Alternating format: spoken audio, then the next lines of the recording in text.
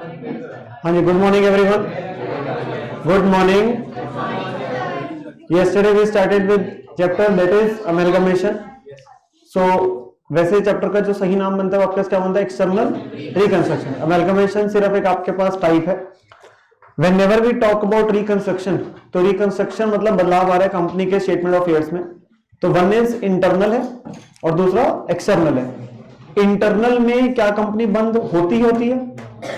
Internal में क्या company बंद होगी? The answer is no. Internal में तो वो अपने आप में क्या शेयर कैपिटल, आउटसाइडर क्लेम्स वगैरह को वेव कर रहे हैं, जिससे अपने लॉसेस को राइट ऑफ कर रहे हैं. उसको लेके हमने चैप्टर किया. देन वी हम स्टार्टिंग विद एक्सटर्नल, जहां पे बेसिकली पुरानी कंपनी बंद होगी. तो इसके अंदर तीन मॉडल्स आपके पास आते हैं, जिसके अंदर सबसे पहला है अमेलगमेशन. अमेलगमेशन का मतलब क्या? दो या दो से ज्यादा कंपनी बेसिकली मिलके न्यू कंपनी बना रही. तो क्या पुरानी कंपनी बंद होगी? Answer is yes. We took the example, जैसे आपका मारुति सुजुकी वगैरह था, वो हमने बात करी. पुरानी कंपनीज को हम यहाँ पे क्या बोलते हैं? Old company, vendor company, transferor company. उसके एसेट लायबिलिटीज इफेक्टिवली ट्रांसफर होके जा रहे to the newly incorporated company. ठीक है ना, जिसे हम अपने पास बोलते हैं परचेजिंग कंपनी या ट्रांसफरी कंपनी, जिसके पास एसेट लायबिलिटीज ट्रांसफर हो रही है. अगली केस है एब्जॉर्प्शन. एब्जॉर्प्शन का मतलब क्या था? जहां पे एक एग्जिस्टिंग कंपनी नहीं, एग्जिस्टिंग कंपनीज के ही बिजनेस को परचेज किया. ठीक है ना, वो टेक ओवर कर रहे हैं उनके बिजनेसेस को. तो पुरानी कंपनी के एसेट लायबिलिटीज ट्रांसफर होके जा रही है. यहाँ पे हमने एग्जांपल अपने पास यहाँ पे बात भी की थी, जो कि आपका चीज आ रही है. हमने अपने पास फ्लिपकार्ट मिंत्रा वाला बात करी अपने पास. देन XY लिमिटेड लेके हम नॉर्मल अपने पास समझ रहे हैं. तो वो आपके पास चीजें आ रही है. ठीक है ना. पुरानी कंपनी, क्या इसमें पुरानी कंपनी बंद होगी? क्या पुरानी कंपनी बंद होगी? यस, पुरानी तो हमेशा बंद होगी, पर यहाँ पे न्यू कंपनी नहीं खुल रही है, यहाँ पे एग्जिस्टिंग कंपनी थी. ठीक है ना. और एक है एक्सटर्नल रिकंस्ट्रक्शन, जो लास्ट मॉडल बोल दिया, जहां पे कंपनी बंद हो गई और उसके बदले उन्होंने एक नए नाम से बिजनेस को खोल दिया बेसिकली. दैट इज आपके पास एक चीज आ रही है, एक्स लिमिटेड बंद हुई, उन्होंने नए नाम से वाई लिमिटेड के नाम से बेसिकली अपने पास ओपन कर लिया बिजनेस को. हमने डिफरेंसेस की बात की थी. देन हमने कहा था द इंपॉर्टेंट लिंक जो है वो आपके पास क्या है? Purchase consideration. That is the value eight which business is purchase. तो इसके अंदर क्या क्या चीज आती है? शेयर, सिक्योरिटीज, जो भी चीजें थी, कैश या एसेट्स, कुछ भी दिया जा रहा है किसके द्वारा? जो परचेजिंग कंपनी है, खरीदने वाली कंपनी है, to the share holders of the old company. So main चीज है यहाँ पे किसको दिया जा रहा है, क्या दिया जा रहा है इज नॉट इंपॉर्टेंट. क्या में आपके पास कुछ भी आ सकता है. ठीक है ना. पर जब हम फॉर्मली इसे मेथड्स में बोलते हैं, तो ये जो डेफिनेशन दी गई है बाय अकाउंटिंग स्टैंडर्ड, कौन सा? AS number 14. तो वो जो आपके पास फॉर्मली जब मेथड में आते हैं, तो ये जो डेफिनेशन आ रही है, this is your effective your net payment method. This is your net payment method, जहां पे हम बोल रहे हैं क्या क्या सामान शेयर होल्डर्स को दिया, उन सारों को अगर ऐड कर दोगे तो आ जाएगा परचेज कंसिडरेशन. देन हमने कहा था अगर ये मेथड नहीं लगा सकते तो हम लगाएंगे कौन सा? Net asset method. और नेट एसेट मेथड का मतलब है टोटल एसेट टेकन ओवर, उनकी जिस वैल्यू पे टेक ओवर किया, माइनस जो आउटसाइडर लायबिलिटीज है. इसमें क्या क्या चीजें नहीं आएगी? कैपिटल, रिजर्व, सरप्लस, लॉसेस, ये चीजें आपके पास नहीं आ रही, मतलब फायदे नुकसान वाली चीजें ना रही. नॉर्मल एसेट्स और आपके पास आउटसाइडर लायबिलिटीज आ रही है टेकन ओवर वैल्यू पे. पर अगर किसी की वैल्यू नहीं दी तो क्या ले लेंगे? बुक वैल्यू, जो चीजें आपके पास टेक ओवर हो रही है. ये हमने यहां तक बात की थी अपने. पर ये मेथड लगेगा कब आपके पास? जब नेट पेमेंट नहीं लग सकता, तब आपके पास ये लगेगा. इससे रिलेटेड हमने क्वेश्चंस किए थे. ठीक है. देन हमने लास्ट में बात की थी कि अमेलगमेशन को उन्होंने बांटा है दो प्रकार में.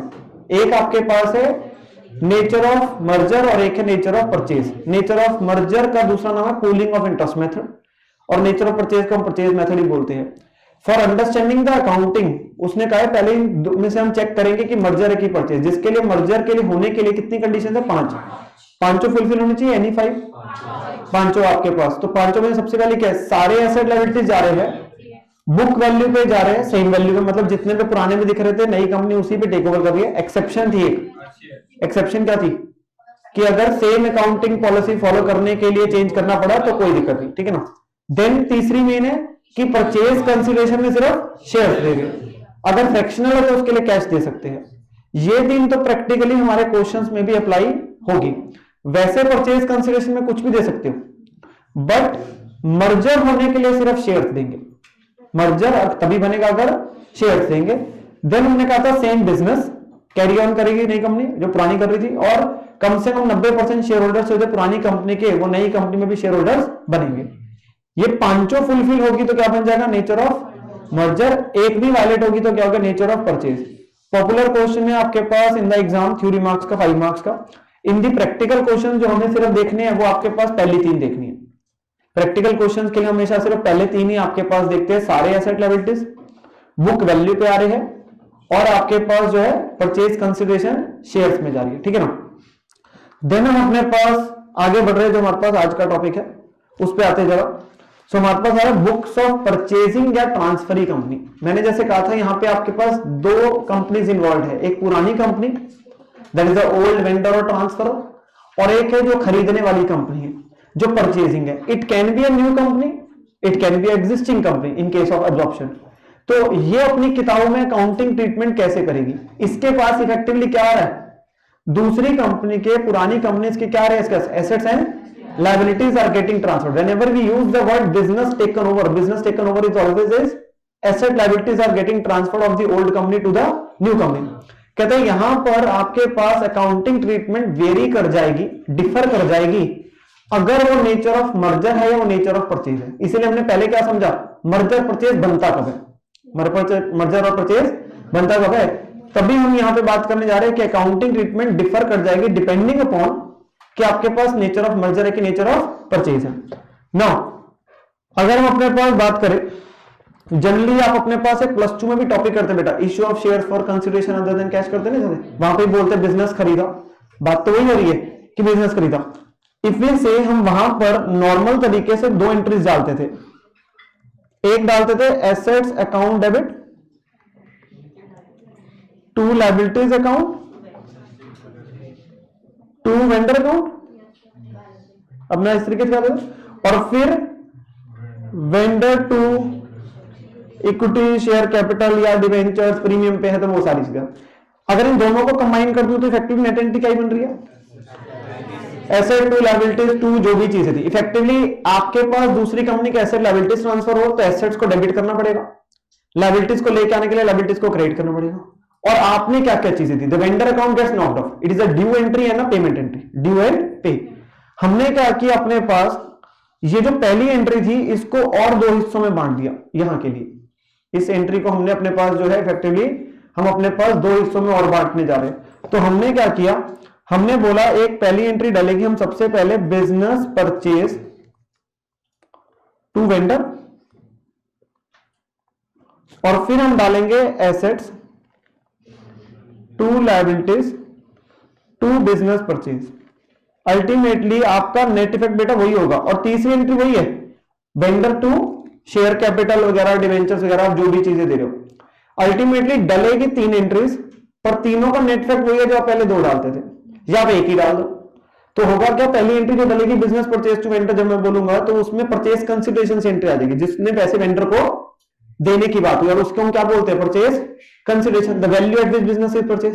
फिर सेकंड एंट्री में क्या होगा, एसेट टू लायबिलिटीज आ रहे हैं उसके, अब मैं टू बिजनेस परचेज करके उसको क्या कर दूंगा, कैंसिल आउट कर दूंगा, ठीक है ना। जैसे आप पहले asset liability to liabilities vendor, और इस वेंडर को अल्टीमेटली क्या दे देंगे, जो हम यहाँ पे शेयर डिवेंचर्स वगैरह जो भी चीजें कैश वगैरह दे रहे होंगे as a part of the consideration.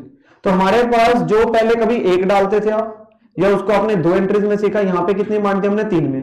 तो ultimately whenever we are starting with the books of purchasing company, तो उन्होंने कहा सबसे पहली ये पहली 3 एंट्रीज में अगर मैं बात करूं, जैसे पहली एंट्री है वो क्या, record the acquisition of business from the vendor company. कहते हैं ये एंट्री क्या डली, business purchase to liquidator of vendor company, to vendor नहीं आ रहा। द रीजन इज बिकॉज पुरानी कंपनी क्या बंद होगी बेटा, यस। तो पुरानी कंपनी जब बंद होगी तो उसका सारा दारोमदार किसके पास आ जाएगा, लिक्विडेटर के पास। तो अल्टीमेटली ये कंपनी जो ड्यू दिखा रही है वो किसके नाम पे दिखाएगी, कि हमने पैसे लिक्विडेटर को देने हैं, हमने पैसे लिक्विडेटर को देने हैं जो भी देने। और ये एंट्री किस अमाउंट से डलेगी, जिस वैल्यू पे बिजनेस को खरीदा, which is known as purchase. ये दोनों अकाउंट अभी कैंसिल आउट हो जाएंगे, ये दोनों अकाउंट अभी कैंसिल आउट हो जाएंगे। इट्स अ नोशनल एंट्री, क्योंकि जब मैं थर्ड एंट्री पे आऊंगा, तो अगर मैं पहले थर्ड एंट्री की बात करूं तो यहां पे मैं लिक्विडेटर को क्या कर रहा हूं, पेमेंट कर रहा हूं। तो मैं लिक्विडेटर को वेंडर कंपनी को डेबिट किया, जैसे पहले भी डालते थे, उसको हम अपने पास चीजें दे रहे, to share capital, to preference share capital, to debentures, premium पे दिया तो प्रीमियम, डिस्काउंट पे दिया तो डिस्काउंट। ऑब्वियसली शेयर्स डिस्काउंट पे नहीं आ सकते तो उसको कैंसिल आउट कर सकते हो। सिर्फ डिवेंचर्स अगर दिए तो वो आ जाएंगे। टू पैसा दिया तो टू बैंक आ गया। एनीथिंग विच इज गिवन किसको, वेंडर, वेंडर में कौन है यहाँ पे, किसके लिए, पीसी में क्या चीज आती थी, anything which is given to the share holders, तो which is only for equity and preference holders. और ये कंसीडरेशन निकल के कैसे आती है, दो मेथड से, या नेट पेमेंट या नेट एसेट से, ठीक है, वो हमने पहले बात कर ली। और उसमें क्या क्या चीजें दी हमने, अब जैसे कल हमने जब क्वेश्चन किए थे परचेज कर, तो वो बोलता था 10,000 शेयर दिए 10 वाला 15 पे, तो परचेज कंसीडरेशन में तो 10,000 इंटू 15 आ गया ना, पर जब मैं अब एंट्री डालूंगा तो 10,000 इंटू 10 कैपिटल में आ जाएगा, 10,000 इंटू 5 सिक्योरिटी में आ जाएगा। डिवेंचर अगर डिस्काउंट पे दिए तो वो आप कैश चीजें आ गई, ठीक है ना।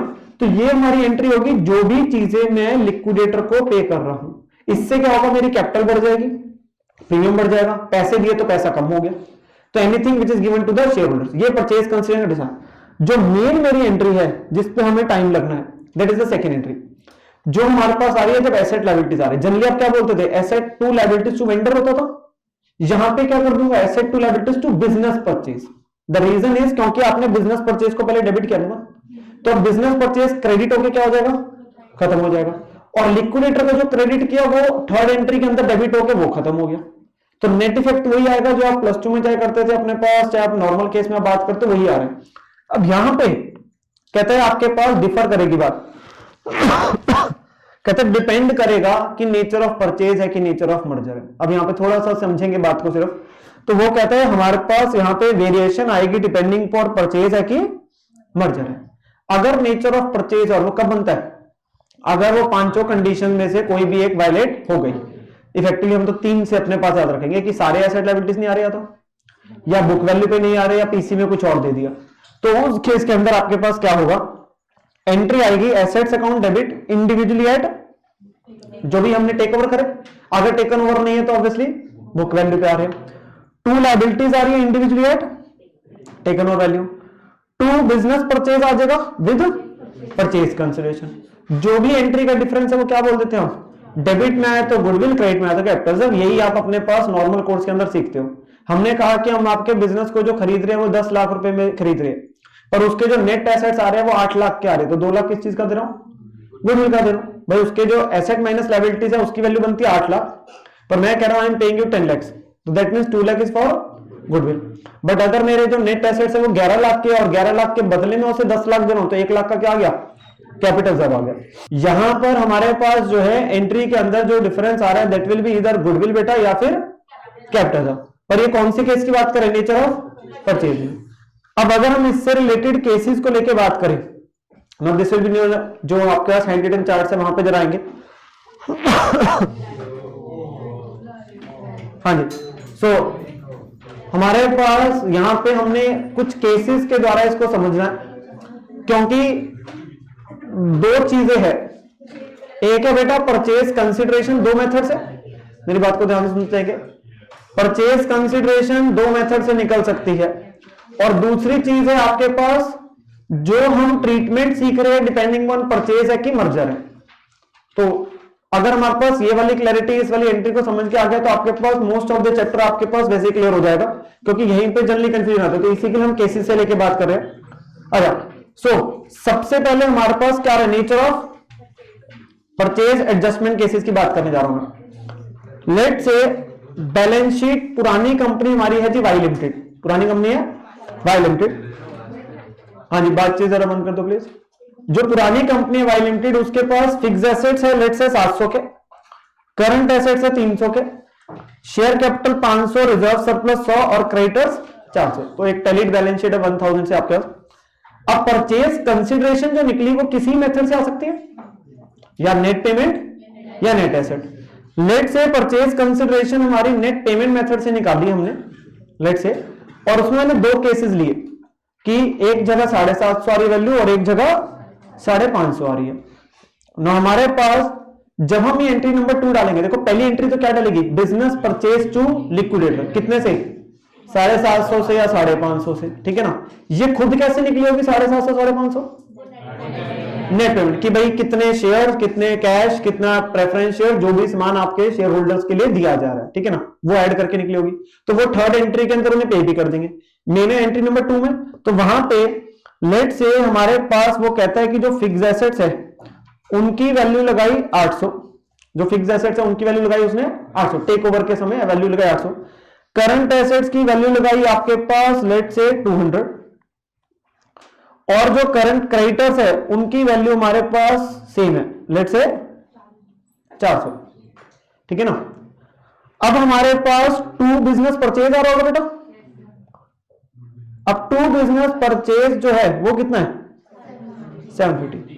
अगर मैं सिंपली बात करूं तो यानी कि जो मैं नेट एसेट्स लेके आ रहा हूं उनकी वैल्यू कितनी है 800 प्लस 200 हजार माइनस 400 600, मतलब मैं 600 के नेट एसेट्स के बदले उसे 750 दे रहा हूं, यानी कि 150 रुपए किस चीज के दे रहा हूं गुडविल के। तो मेरा एंट्री का डिफरेंस आ गया गुडविल बैलेंसिंग फिगर कितना 150। ये वाली बात हमारे पास क्लियर है। अल्टीमेटली एक नॉर्मल सी एंट्री की बात हो रही है। आप यही अपने पास अगर सही मायने बात करूं तो जब issue of share for consideration other than cash का टॉपिक करते हो वहां पे भी बोलते हैं एसेट टू लायबिलिटीज जलता है, टू वेंडर आता है, बस यहां वेंडर के बजाय टू बिजनेस परचेज होगा क्योंकि उससे पहले एक एंट्री डाल दी बिजनेस परचेज टू लिक्विडेटर की, ठीक है ना।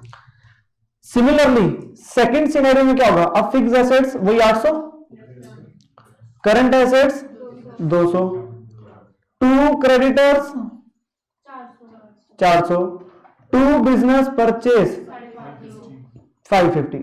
अब हमारे पास क्या गया डिफरेंस कैपिटल रिजर्व। अब यानी कि 600 के नेट एसेट्स के बदले मैं उसे 550 दे रहा हूं, तो मेरा 50 का क्या आ गया capital profit, and capital profit will be transfer to capital reserve of 50, वो बैलेंसिंग फिगर आ गई। So if I am paying more तो ऑब्वियसली वो गुडविल है, if I am paying less that is capital reserve. ये वाली बात clear है। बिल्कुल हम बेसिक लेवल पे जाके एक चीज को समझ रहे हैं। हमारा ट्रीटमेंट कौन से वाला आ रहा है बेटा, nature of purchase. Nature of purchase में हम लोग बात कर रहे हैं कि अगर परचेज कंसिडरेशन कौन से मेथड से निकली होगी, नेट पेमेंट से, तो डिफरेंस आ जाएगा गुडविल या capital. Very rarest of the rare case मिलेगा कि आपकी परचेज कंसिडरेशन भी 600 है, जिस केस में डिफरेंस नहीं आएगा, अदरवाइज डिफरेंस, क्योंकि कंसिडरेशन निकली कौन से मेथड से, नेट पेमेंट से। क्या क्या चीजें थी सबको ऐड किया और यहां पे डाले एसेट लायबिलिटी जो टेक ओवर करे जिस वैल्यू पे, तो डिफरेंस आ गया गुडविल या capital. Now comes it may be possible कि बैलेंस शीट सेम है बिल्कुल, हमारी जो कंसिडरेशन निकली वो कौन से मेथड से निकाली हमने, क्योंकि नेट पेमेंट लग नहीं सकता था, जैसे कल क्वेश्चन के नेट पेमेंट लग नहीं सकता तो नेट एसेट से निकाली। अब जब नेट एसेट से निकाली होगी तो हमने फिक्स एसेट्स की वैल्यू लगाई 800, करंट एसेट्स की लगाई 400 और क्रेडिटर की लगाई 300। Just tell me what will be the purchase consideration, 900 जाएगी परचेज कंसिडरेशन। ये हमारी आ गई purchase consideration, fix assets, current assets minus liabilities, यही हमने कहा। अब जब मैं एंट्री नंबर 2 डालूंगा वहां पे क्या दिखाऊंगा, फिक्स एसेट्स डेबिट कितना, फिक्स एसेट्स कितने वैल्यू पे टेक ओवर करे 800, current assets debit 400, to creditors 300, to business purchase 900, difference आएगा, हाँ जी डिफरेंस आएगा, द आंसर इज नो। यानी कि यहां पर जब आपने गिव अ थॉट, जब आपके पास कंसीडरेशन ही आई है एसेट माइनस लायबिलिटीज करके, तो फिर डिफरेंस गुडविल या कैपिटल जब थोड़ा आ जाएगा। डिफरेंस गुडविल या कैपिटल जब का तो बेटा तभी आएगा ना जब कंसीडरेशन जो निकाली वो किसी और तरीके से निकाली और एसेट और माइनस लायबिलिटीज की वैल्यू में डिफरेंस आ रहा है। जब कंसीडरेशन खुद ही इस पे बेस थी एसेट माइनस आउटसाइडर लायबिलिटीज पे, तो डिफरेंस कैसे है, जब आपने कंसीडरेशन ही ऐसे निकाली एक एक एसेट के मैं आपको इतने पैसे दूंगा, एक एक लायबिलिटी के इतने पैसे कम हो जाएंगे, तो जब निकली ही वैसे है तो फिर डिफरेंस क्यों आ जाएगा, फिर डिफरेंस किस बात का, गुडविल या कैपिटल जब का आपके पास बनेगा। यानी कि डिफरेंस आएगा ही कब, जब कंसीडरेशन जो निकली है वो नेट पेमेंट से निकली है और आपके पास नेचर ऑफ परचेज है। वो मैं साथ साथ बात करते रहा हूं। अभी हम कौन सी ट्रीटमेंट सीख रहे हैं, या जो आपने आज तक सीखी है वो हमेशा कौन सी सीखी है, नेचर ऑफ परचेज, कि उसमें डिफरेंस आता है गुडविल कैपिटल, बट वो तब आता है अगर कंसीडरेशन नेट पेमेंट से आई है। अगर कंसीडरेशन खुद नेट एसेट से आई है तो डिफरेंस नहीं आएगा। ये बात हमारे पास क्लियर है। देन आपके पास नेक्स्ट चीज आती है nature of merger, that will be important because it is new. Merger आपके पास बनता ही कब है? जब सारे एसेट लायबिलिटीज आ रहे हैं, बुक वैल्यू पे आ रहे हैं और परचेज कंसिडरेशन में शेयर दिए होंगे। तो कहते हैं हमारे पास यहां पे सारे एसेट्स आ जाएंगे इंडिविजुअली किस वैल्यू पे? बुक वैल्यू पे। जबकि परचेज में तो टेकन ओवर वैल्यू हो जाती है ना, मतलब यहां तो हो ही नहीं सकती क्योंकि मर्जर बनेगा ही तब जब सेम वैल्यू पे आ रहे हैं। टू सारी लायबिलिटीज भी आएगी इंडिविजुअली एट। कहता है साथ के साथ मर्जर में रिजर्व्स भी ट्रांसफर होके आएंगे पुरानी कंपनी के। क्या ऊपर हमने रिजर्व्स ट्रांसफर किए थे? सो नेचर ऑफ परचेज में कभी भी रिजर्व्स ट्रांसफर नहीं होंगे पुरानी कंपनी के, पर आपके पास मर्जर के अंदर because it is nothing but the two companies are getting combined.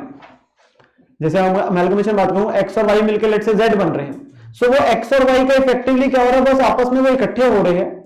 Now there each and everything are getting synchronize, वो आपस में इकट्ठे हो रहे हैं। तो जब वो इकट्ठे हो रहे हैं तो उस केस के अंदर पुरानी कंपनी के रिजर्व्स भी नई कंपनी में ट्रांसफर हो जाएंगे, पुरानी कंपनी के रिजर्व्स भी न्यू कंपनी के अंदर ट्रांसफर हो जाएंगे। तो हमारे ये रिजर्व्स भी सारे के सारे आएंगे बुक वैल्यू पे टू बिजनेस परचेज। और अगर डिफरेंस आ रहा है तो वो एडजस्टमेंट भी रिजर्व्स में होगी। ऊपर क्या हो रहा था? डिफरेंस किस में जा रहा था? गुडविल कैपिटल रिजर्व में। यहां पे जो डिफरेंस आएगा वो डिफरेंस किस में एडजस्ट हो जाएगा बेटा? आपके पास इन दी रिजर्व्स। तो रिजर्व्स की वैल्यू में ही ऐड या लेस कर दूंगा, रिजर्व्स की वैल्यू में ही ऐड या लेस कर दूंगा मैं अपने पास। यहां पे रिजर्व्स भी पुरानी कंपनी के ट्रांसफर होंगे और सब कुछ आएगा ही किस पे? सब कुछ आएगा ही किस पे? बुक वैल्यू पे आपके पास जो है। अब हम इसको लेके अपने पास अलग अलग केसेस से समझते हैं ये रिजर्व्स में एडजस्टमेंट का मतलब क्या है। इट विल टेक आपके पास थोड़ा सा टाइम लगेगा अभी जरा इसको हमारे पास समझ में, because there are different cases now coming up. Merger का केस है जैसे हमने कहा, और उसके एडजस्टमेंट केसेस। पुरानी कंपनी वही वाई लिमिटेड है, the balance sheet is same जो रखी हुई है, and now the purchase consideration computed as 540, 620, 470। There are different cases आपके पास है। तो हमारे पास जब कंसिडरेशन आपका निकाले तो हमारी जो एंट्री नंबर 2 ये डल रही होगी, तो उस एंट्री नंबर 2 हमारी कौन सा केस है? Nature of merger. तो यानी कि सारी चीजें किस पे आएगी बेटा? बुक वैल्यू पे। तो हमारी एंट्री क्या बनी होगी? फिक्स्ड एसेट्स डेबिट कितना? 700, current asset debit 300, to creditors 400, to reserves. Reserve जो हमारे पास है हमने अपने पास ब्रैकेट में दिखाने हैं 100 एक बार के लिए, क्योंकि आपके पास इसी में ऐड या इसी में माइनस होगा जो एंट्री का डिफरेंस होगा। To business purchase which is the consideration which is how much? 540, which is 540। Now बेटा जब हम डिफरेंस निकालते हैं, तो मेरा डेबिट साइड का जो टोटल है वो 1000 है, और जो मेरा क्रेडिट साइड का टोटल है कंसीडरिंग द रिजर्व्स, क्योंकि रिजर्व डाले चाहे ब्रैकेट में है बट आ तो वो भी रहे, तो उसका टोटल है 1040, उसका टोटल है 1040 considering the reserves on the credit side. वो भी ट्रांसफर होके आएंगे यहां पर, परचेज में नहीं आते। तो मेरा डिफरेंस डेबिट में 40 का आ गया, तो उस केस के अंदर मैं अपने पास क्या बोलूंगा? 40 अपने पास रिजर्व्स की वैल्यू क्या कर दूंगा? कम कर दूंगा। तो मैं अपने पास -40 कर दूंगा डिफरेंस को, तो मेरे पास रिजर्व्स कितने आ जाएंगे? 60, और आपकी एंट्री क्या हो जाएगी? टैली हो जाएगी। तो हमारे पास हमने क्या बोला कि यहां पर रिजर्व्स जो है वो आपके पास, क्योंकि आपका डिफरेंस आ रहा था डेबिट में, तो रिजर्व्स में एडजस्टमेंट का मतलब क्या मैं आपको ये सिखा रहा हूं, what is the meaning of adjustment in reserves. तो उसमें हमारे पास रिजर्व्स की वैल्यू को हमने क्या कर दिया? कम कर दिया, ठीक है ना, जो 40 का डिफरेंस आ रहा था। सेकेंड सिनेरियो, फिक्स्ड एसेट 700 है, वो मैं आपके सामने ही लिख रहे थे हम लोग। करंट एसेट्स 300, क्रेडिटर्स 400, रिजर्व्स हमारे पास 100, और बिजनेस परचेज कितना है? 620। अब हमारे पास जो डेबिट का टोटल है बेटा वो क्या है? 1000, और जो क्रेडिट का टोटल है वो है 1120। जो आपके पास डिफरेंस आया वो 1120, तो डिफरेंस कितना हो गया 120। अब जब डिफरेंस 120 आया तो पहले तो रिजर्व्स हमारे पूरे के पूरे ये यूज हो गए, तो ये तो बेटा वैल्यू क्या होगी नील। और आपके पास रिजर्व से डेबिट हो जाएंगे, तो रिजर्व्स आपके पास बैलेंसिंग फिगर डेबिट में ही आ गया क्या 20, तभी तो एंट्री मैच करेगी आपके पास। How will otherwise the entry will tell you. आपके पास फिक्स एसेट 700 है, करंट एसेट्स 300 है। आपके पास जो डिफरेंस आ रहा है एंट्री का वो कितना है हमारे पास डिफरेंस एंट्री का 120 का, जबकि मेरे रिजर्व सही कितने 100 के, तो मैं अपने पास उसे जो माइनस कर सकता हूं वो अपने पास कितना कर सकता हूं 100 ही कर सकता हूं, बाकी डेबिट हो गया, मतलब negative balance of the reserves हो गया। अल्टीमेटली मेरा रिजर्व्स का क्या आ गया डेबिट बैलेंस आ गया ना, तो रिजर्व्स यहां पे डेबिट में आ गए कितने 20। यहां पे बेटा टू रिजर्व्स आ गया था 60 क्योंकि 40 का डिफरेंस था, ठीक है ना। And in the last case आपके पास क्या हो रहा है, लास्ट केस में अगर बात करें fix assets again 700, current assets 300, to creditors 400, reserve में ब्रैकेट में कितना डाला एक बार 100, और परचेज कंसिडरेशन कितनी थी बिजनेस परचेज 400। अब अगर मैं टोटल देखूं डेबिट का कितना है 1000 और क्रेडिट का है 970, तो 30 से क्या कर दूंगा बढ़ा दूंगा। हाँ जी सेकंड केस में 600 चाहिए थी, 620 आ रहे हैं, तो 20 से बढ़ना नहीं चाहिए था। 600 आ रहा है 620 मतलब सर क्रेडिट में 120 क्यों नहीं आ रहा उसमें, प्लस 20 क्यों नहीं हो रहा उसमें सेकंड केस में। आप एंट्री देखो आपके मैच कैसे कर देगी, अगर आप प्लस 20 डाल दोगे तो वो तो और क्रेडिट साइड बढ़ जाएगी आपके पास। तभी तो मैं डेबिट टोटल और क्रेडिट टोटल क्यों लिख रहा हूं, so that you can easily understand कि आपके पास हो क्या रहा है हमारे पास। अगर सेकंड केस में देखोगे डेबिट का टोटल 1000 है, 700 और 300, क्रेडिट का टोटल 400 में क्रेडिटर्स है, 100 से रिजर्व्स है और 620 बिजनेस परचेज है, तो टोटल कितना हो गया 1120। अब 1120 का मतलब मुझे डेबिट 120 से करना है, जिसमें रिजर्व्स पड़े 100 के, तो उन्हें 100 माइनस 100 करके 0 हो गया, बाकी 20 डेबिट कर दूंगा, तभी एंट्री टैली करेगी। तो मैंने तीनों सिनेरियोज ले लिया आपके सामने, यही तीन आपके पास बन सकते हैं। इसमें अभी और तोड़ूंगा मैं चीजों को, पर अभी ये समझने के लिए या तो रिजर्व्स का जो बैलेंस है, थर्ड केस से बात करूं सिंपली, थर्ड केस में तो अगर क्रेडिट साइड ही शॉर्ट कर रही है तो रिजर्व बढ़ा दो। पहले केस में क्या करा, रिजर्व आपके पास डेबिट साइड में डिफरेंस आ रहा है, मतलब क्रेडिट साइड हायर है, तो उस केस में रिजर्व्स को माइनस करना है। अगर रिजर्व्स को माइनस करना और रिजर्व्स का बैलेंस सफिशिएंट है तो 100 माइनस 40 करके 60 रिजर्व्स आ गए। पर अगर डिफरेंस इतना ज्यादा चला गया कि रिजर्व्स को भी पार कर गया तो रिजर्व डेबिट कर दो। इन तीन के अलावा तुम्हारा बनेगा ही नहीं ना सिचुएशन, देखो, क्योंकि ऐड करने में तो जितना मर्जी ऐड कर दूं मैं, कंसीडरेशन में 100 भी अगर लिख देता तो भी आपका ऐड वो और ज्यादा होता। ऐड तो जितना मर्जी हो जाएगा, प्रॉब्लम किसमें आती है बच्चों को, माइनस में। तो माइनस में एक मैंने कर ली कंडीशन क्या, जिसमें उसके विधि ने, और एक रख ली जिसमें उससे वो ज्यादा चला गया। तो जब ज्यादा चला गया तो रिजर्व्स क्या हो जाएंगे, डेबिट हो जाएंगे, उसमें बात क्लियर होगी ना। यहां पर एक चीज जो है, if you will see there is a easy way, यहां पे एक प्रॉब्लम क्या है, यहां पे आपके बेटा फिक्स एसेट्स एक थोड़ा होंगे, 4-5 होंगे, करंट एसेट काफी होंगे, लायबिलिटीज काफी होगी। तो जब ये एंट्री आप ऐसे डालोगे एंड देयर आर 10-12 आइटम्स, तो डेबिट का टोटल, क्रेडिट का टोटल पहले रिजर्व्स के साथ लिख के फिर आप अपने पास डिफरेंस निकालोगे, वो टाइम ज्यादा लग जाता है।